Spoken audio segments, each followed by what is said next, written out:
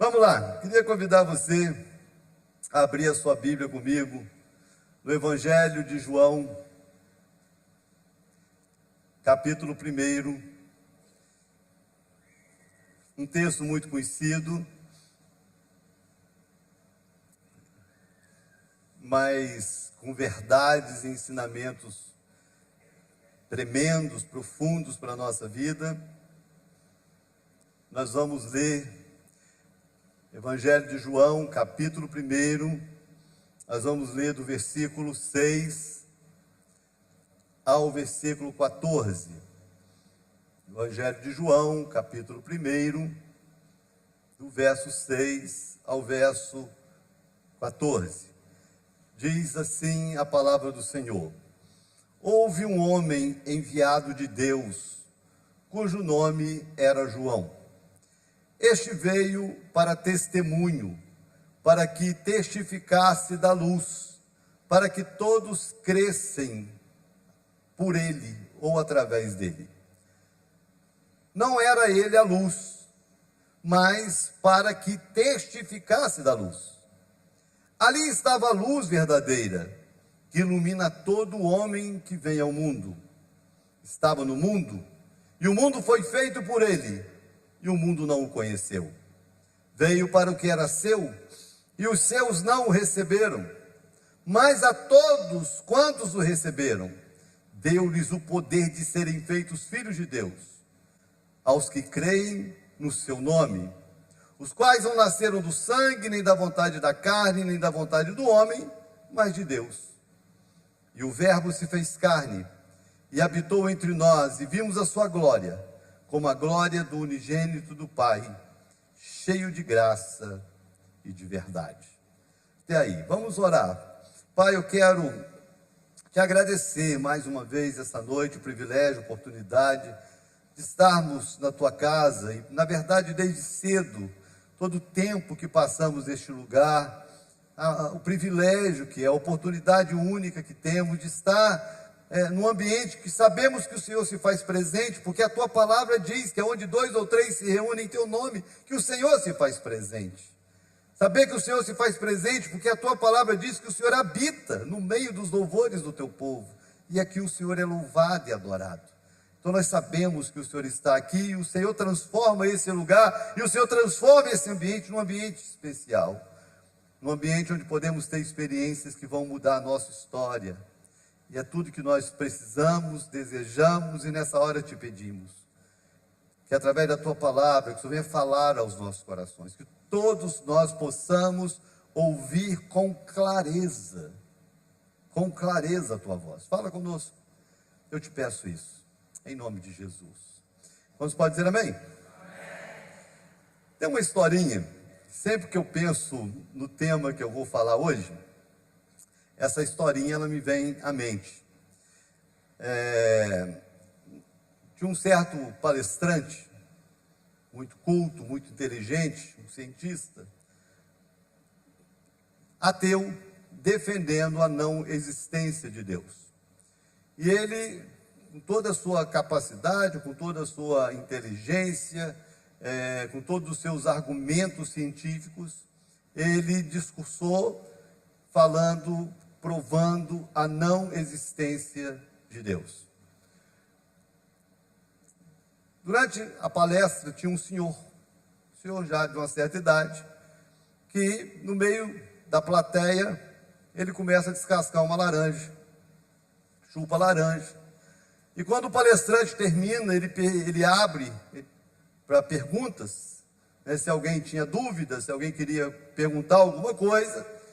E aquele senhor, então, depois de ter chupado a laranja, se levanta e faz a pergunta para ele: a laranja que eu chupei é doce ou azeda?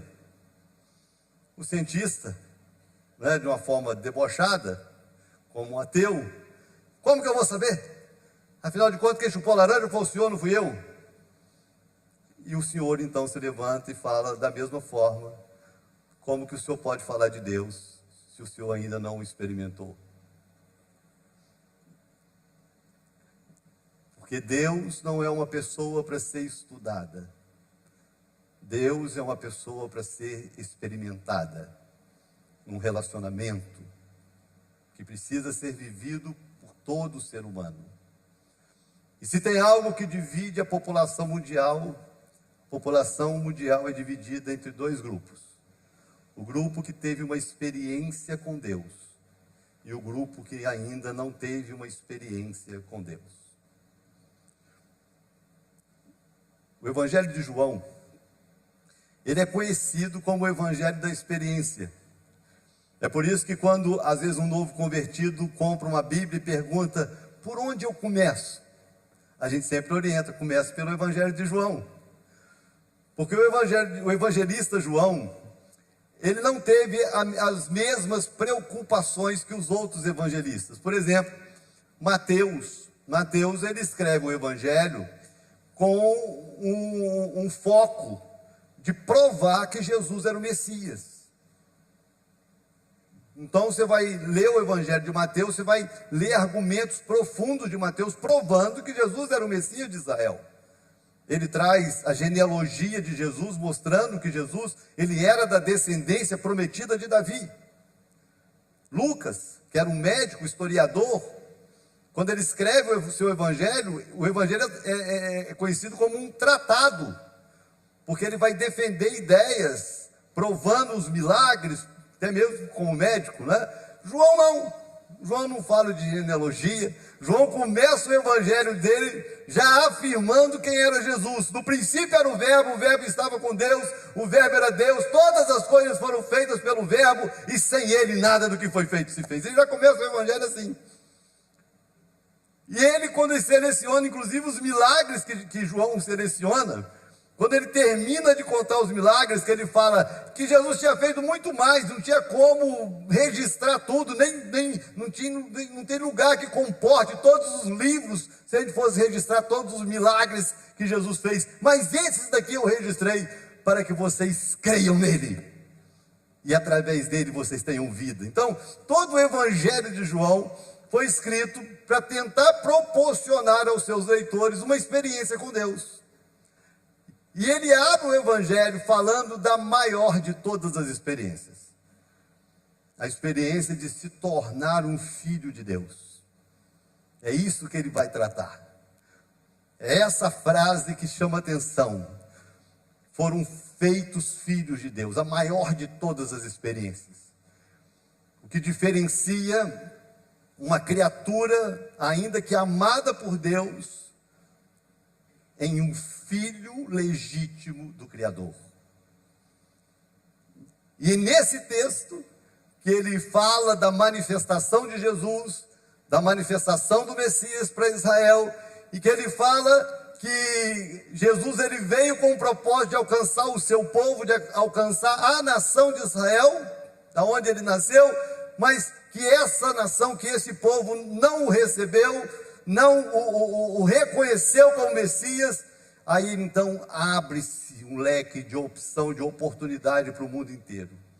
Veio para o que era seu, mas os seus não receberam.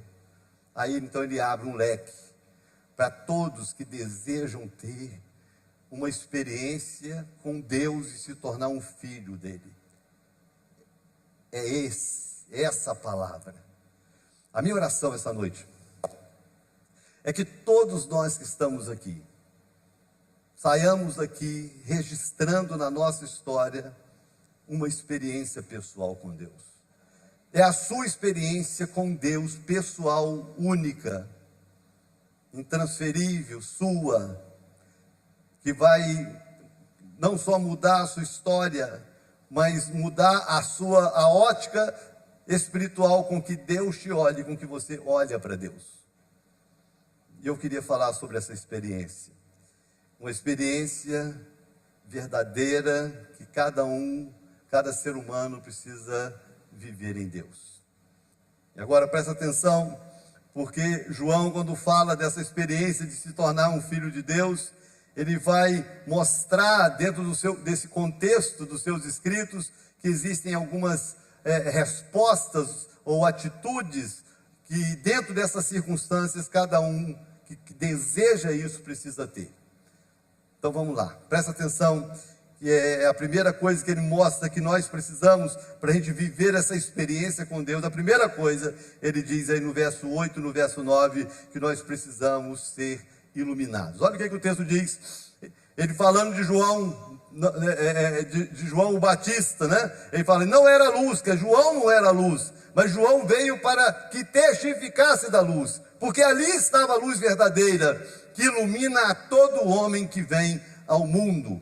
Jesus, ele se apresenta, nós falamos esses dias sobre o Sermão do Monte, quando Jesus declara, vós sois a luz do mundo. Antes de Jesus declarar para nós, discípulos, vós sois a luz do mundo, ele assume esse papel, essa figura, quando ele diz, eu sou a luz do mundo. Então João está dizendo que para essa experiência acontecer, é necessário que essa iluminação nos alcance, ou que de alguma forma a gente esteja no lugar da iluminação. Segundo a ciência, não existe escuridão. Segundo a ciência, o que existe é falta de luz.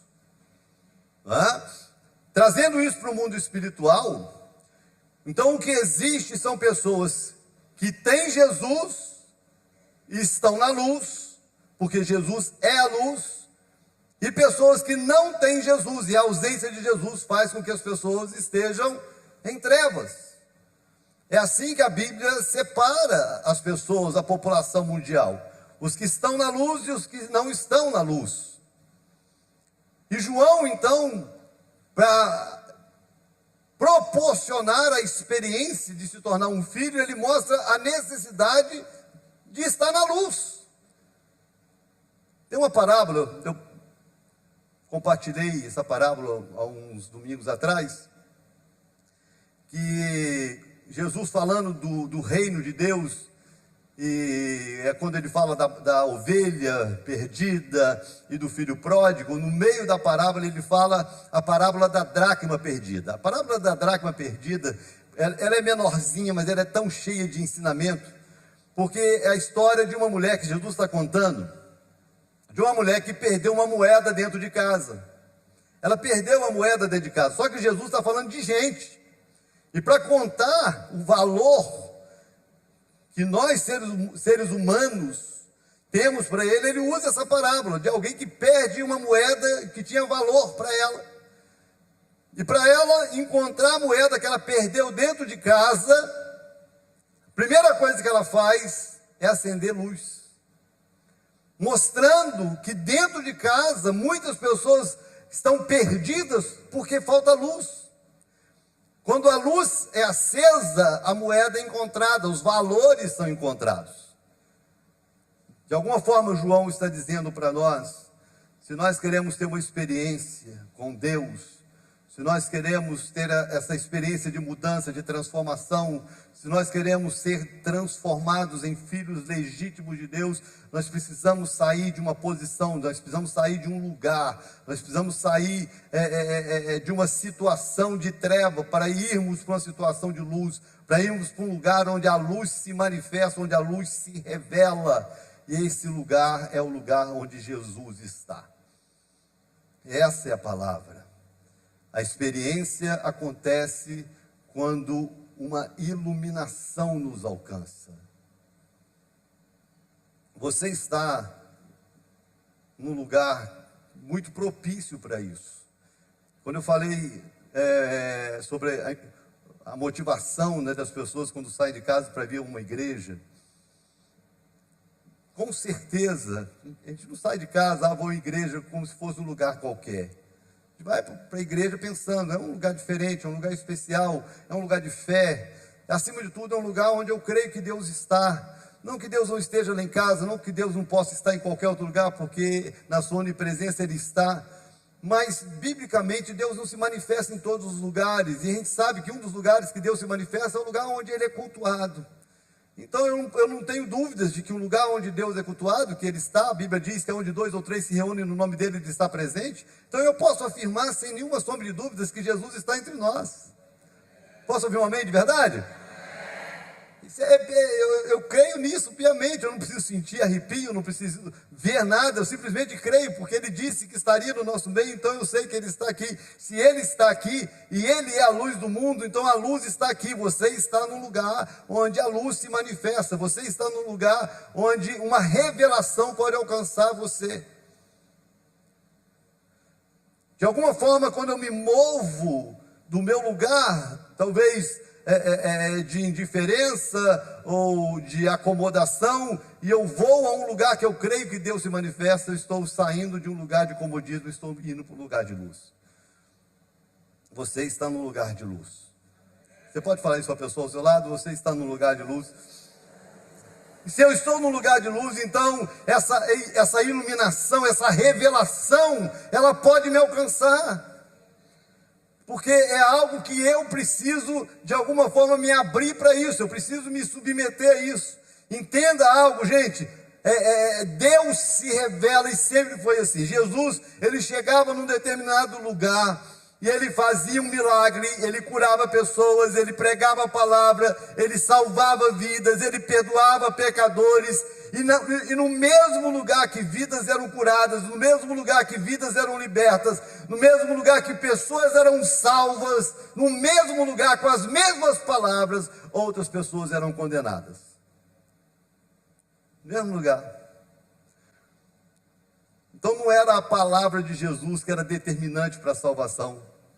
Não era o milagre de Jesus que era determinante para a salvação. Não era a presença de Jesus que era determinante para a salvação. Não, era a resposta que cada um dava diante da oportunidade. Porque enquanto alguns estavam ali só para observar, enquanto alguns estavam ali só para criticar, enquanto alguns estavam ali talvez só para duvidar, alguns estavam ali para serem iluminados. Se você veio essa noite para se submeter à luz, para se submeter à revelação, você pode sair daqui com uma experiência que vai transformar você para uma eternidade. A experiência acontece e começa quando eu me submeto à luz da revelação de Deus. Essa é a palavra de João. Esse é o ensinamento de João. Então a primeira coisa que eu preciso para eu viver uma experiência com Deus, e essa experiência de transformação de uma criatura amada num filho amado, é ser iluminado pela luz de Cristo. Segundo, tão básico e tão importante como isso, João vai dizer que a experiência, ela é determinada pela fé em Cristo, pela fé em Jesus. E o verso 12 ele termina dizendo, foram feitos filhos de Deus aos que creem no seu nome. Gente, por mais simples que seja o tema fé, presta atenção no que eu vou te falar. Por mais simples que seja o tema fé, por mais que todas as pessoas declarem, eu creio em Deus, na prática, nem todos desfrutam dessa fé. Por quê? Porque a fé, de fato, ela é comum a todo ser humano. Todo ser humano nasce com fé. Todo ser humano. Até um ateu, né? Que às vezes ele não crê em Deus, mas ele tem uma pedrinha da sorte. Ele tem um amuleto.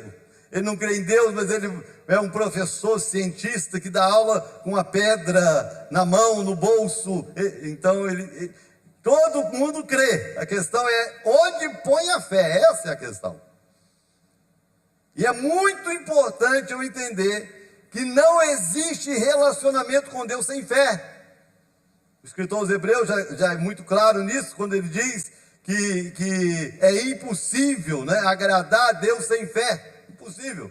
Porque é necessário que aquele que se aproxima de Deus creia que Ele existe. Então é impossível, sem fé, agradar a Deus. E é impossível me relacionar com Deus sem fé. Porque ninguém viu a Deus.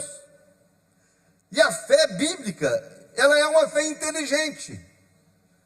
Até mesmo porque crer em Deus é uma resposta inteligente por parte do ser humano.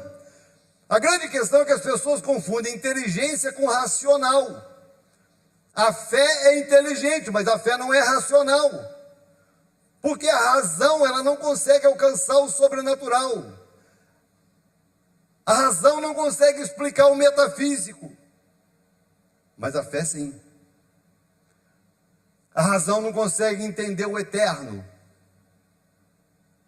A fé sim. Então João está dizendo que para essa experiência acontecer é necessário crer nele. Eu pegar a fé que eu tenha depositado, seja lá onde for, e depositar essa fé exclusivamente em Jesus. Presta atenção, porque isso é algo simples, mas é algo muito sutil. Nós vivemos numa geração extremamente humanista. Extremamente humanista. Onde as pessoas, elas são doutrinadas a confiar nelas mesmas. Então hoje são os coaches, são os grandes motivadores, os palestrantes motivacionais, onde as palestras, onde o foco é fazer com que as pessoas acreditem nelas. Então, não, eu sei que eu vou dar certo, porque eu confio em mim, confio na minha capacidade. E as pessoas começam a desenvolver essa mentalidade e com muita sutileza elas tiram a fé em Jesus e começam a crer de fato que elas são capazes, que elas são boas, lindona, top do top, como foi usado na Olimpíada, o creme do creme, a nata. E essa mentalidade está tomando conta de uma sociedade, de uma geração que mesmo religiosa acredita mais nela do que em Jesus. E João vem para jogar isso por terra. João vem para tirar essa ideia, essa mentalidade humanista. E eu tenho que tomar uma decisão radical e colocar a minha fé num lugar exclusivo, numa pessoa exclusiva. Porque você pode ser bom, mas Jesus é melhor. Você pode ser capaz, mas Jesus ainda é melhor. Porque não existe ser humano que não erre, não existe ser humano que não falha, não existe ser humano que não peque, não existe ser humano que não tenha suas fragilidades e fraquezas. Jesus, ele é perfeito. Jesus, ele é pleno. Então João veio para mostrar, essa experiência só acontece se eu for capaz, se eu estiver disposto a tomar a maior decisão da minha vida, de pegar toda a fé que eu tenho acumulado, que eu tenho colocado em qualquer outro lugar, e colocar essa fé em Jesus. Não é na igreja, não é na religião, não é em pessoas, é em Jesus. É no que Jesus é no que Jesus fez por mim, é no que Jesus significa, é no que a palavra de Deus fala a respeito dele. Presta atenção aqui em mim, porque você ouve essa palavra, é importante você ter a capacidade, a maturidade de fazer uma reflexão, porque fé é algo pessoal. Entenda isso, a fé para essa experiência é uma fé pessoal. Eu posso ter fé para orar para Deus te curar. Tem alguns milagres na Bíblia que a pessoa que experimentou o milagre não podia crer. Tem ou não tem? Um monte. Quando Jesus ressuscita Lázaro, como é que Lázaro ia crer? Lázaro estava morto. Quando Jesus ressuscita a menina, filha lá do centurião, como é que a menina ia crer? A menina estava morta. Então Jesus vem e ora, sem a pessoa crer, e a pessoa vive um milagre. Então, eu posso orar por você, e você ser curado de uma coisa que nem você acredita, e eu creio e Deus te cura. Eu era novo convertido, eu tive uma experiência com uma irmã de oração, Deus usava muito essa irmã com dom de cura. E essa experiência ficou marcada na minha vida, porque ela sentava com as pessoas e perguntava: o que é que você tem? Quando Deus não revelava o problema ou a doença, ela perguntava: o que é que você tem?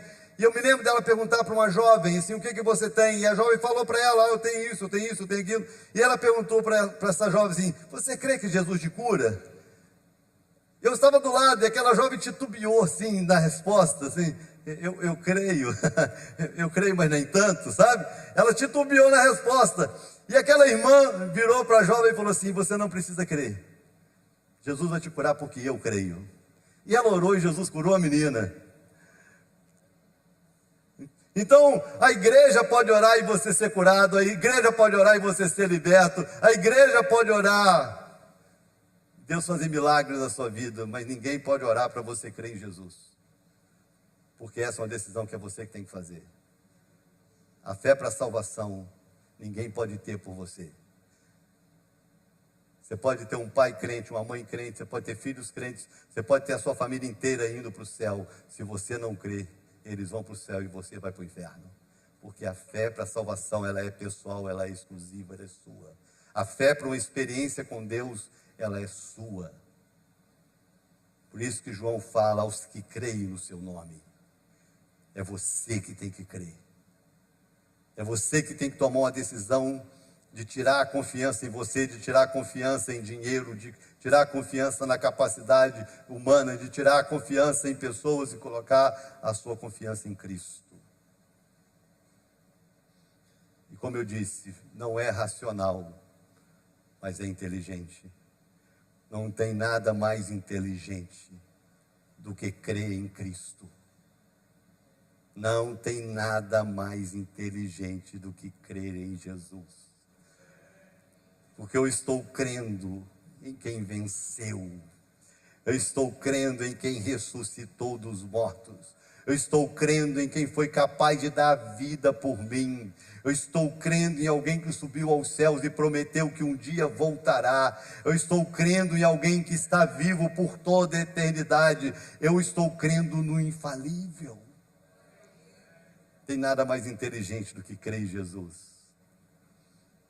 Ainda que não seja racional, é inteligente. E se você quer ter uma experiência com Deus, você precisa crer em Jesus. Não tem atalho, não tem alternativas, não, é Ele, exclusivamente Ele. Não tem igreja, não tem religião, não tem outros intercessores, não é Ele, só Ele. Ele é o caminho, a verdade e a vida. Ele é a porta, Ele é a luz do mundo. Ele, só Ele. Em terceiro, além de ser iluminado e além de crer em Jesus, João está dizendo que para eu ter essa experiência, eu preciso tomar uma decisão de recebê-lo. Então ele diz o seguinte: veio para o que era seu, mas os seus não o receberam. Então ele veio, mas aqueles que eram alvo do amor, do propósito, não receberam, não quiseram, se fecharam. Aí o texto diz: mas, diga glória a Deus, diga assim: mas, esse mais é tudo, irmãos. Então ele veio para o que era seu, mas os seus não receberam, mas a todos quantos o receberam, deu-lhes o poder de serem feitos filhos de Deus. Então, é outra decisão pessoal, que às vezes as pessoas também não entendem. O que é receber Jesus, né? Algumas pessoas pensam que receber Jesus é receber uma nova igreja. Algumas pessoas pensam que receber Jesus é entrar numa nova religião. Eu era espírita, eu era isso, ou era aquilo, e agora eu sou evangélico.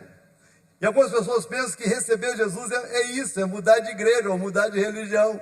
E às vezes se contentam com isso e se enganam com isso. E eu queria te dizer que é um engano isso. Tem muitos evangélicos que nunca receberam Jesus, mas eles têm orgulho de ser da CMA, têm orgulho de ser batista, têm orgulho de ser da Assembleia de Deus, Aleluia.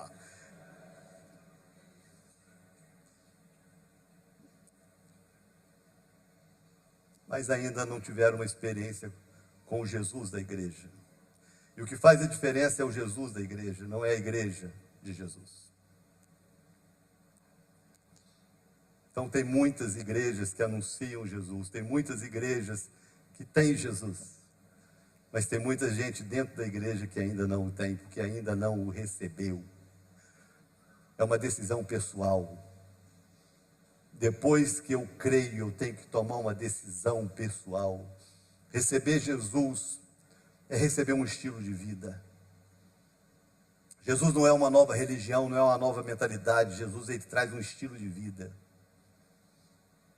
Como é importante você estar aqui para aprender sobre discipulado, o que é ser discípulo de Jesus. Como foi que Jesus viveu, o que Jesus ensinou. Qual o padrão de vida que ele estabeleceu para nós que cremos nele. O que é receber Jesus. O que é abrir o meu coração para que Deus faça morada dentro de mim. O que é eu me arrepender dos meus pecados e receber Jesus e receber a vida eterna. Receber Jesus é assumir que a partir de então eu tenho um Senhor. Receber Jesus é eu entender que a partir de então eu tenho alguém que morreu para me salvar. Eu estou recebendo alguém que fez por mim o que ninguém podia fazer.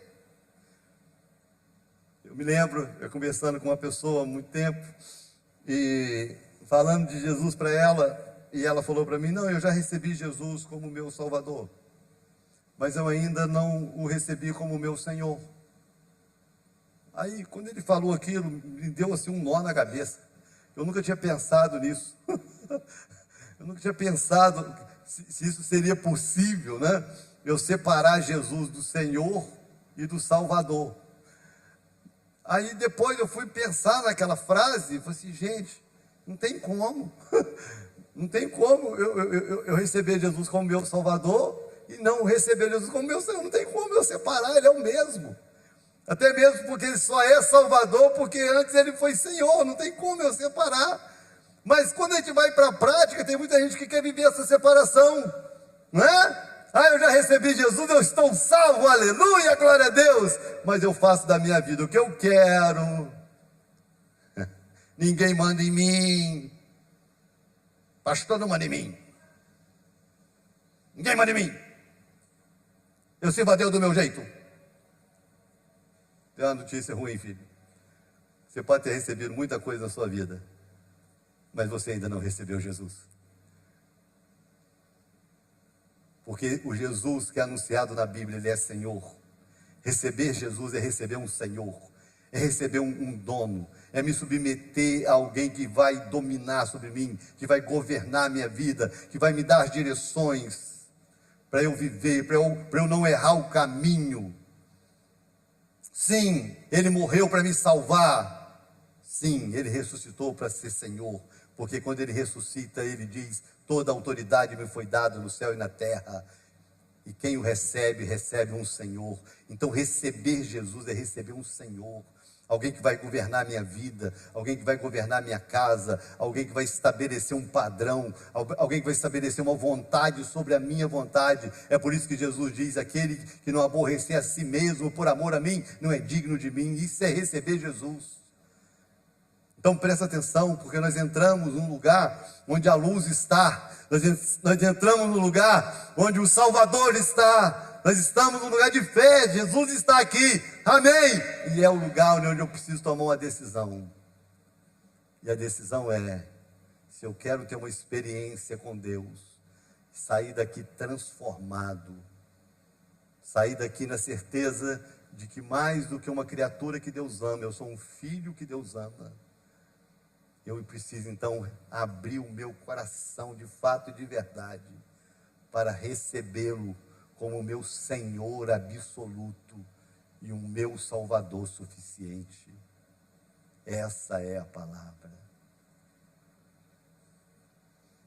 Deus não nos convida a uma nova religião. Deus nos convida a uma experiência de salvação. Essa é a palavra. E eu queria nessa noite que cada um de nós tivéssemos a oportunidade de uma reflexão, de uma decisão pessoal. Porque não importa se você está aqui há 10, 15 ou 20 anos, não importa quanto tempo que você entrou aqui, a pergunta é: quando foi que você teve a sua experiência? Quando foi que Deus mudou a sua vida? Quando foi que Deus mudou a sua história? Quando foi, e a partir de quando que você de fato se submeteu e o reconheceu como Senhor absoluto da sua vida? Quando foi? Porque se isso ainda não aconteceu, se você ainda não teve essa experiência, você precisa ter. Você está no lugar da luz. Você já tomou a primeira decisão, você decidiu estar no lugar onde a luz se revela. Mas agora você precisa tomar as outras duas decisões. Primeiro, de crer exclusivamente nele. E de segundo, abrir o seu coração para recebê-lo como seu Senhor absoluto e como seu Salvador suficiente. Queria convidar você, essa noite, a fazer a decisão mais importante da sua vida. Queria que você ficasse de pé comigo, por favor.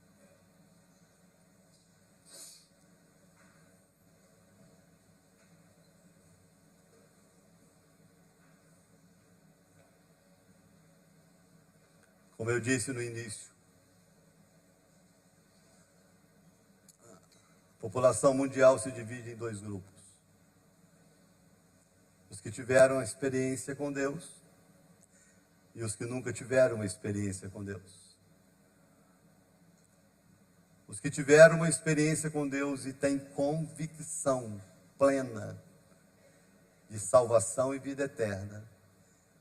E os que ainda não tiveram uma experiência com Deus, mesmo tendo tido uma experiência religiosa, mas ainda não tem essa certeza de vida eterna. Com certeza que eu tenho esses dois públicos.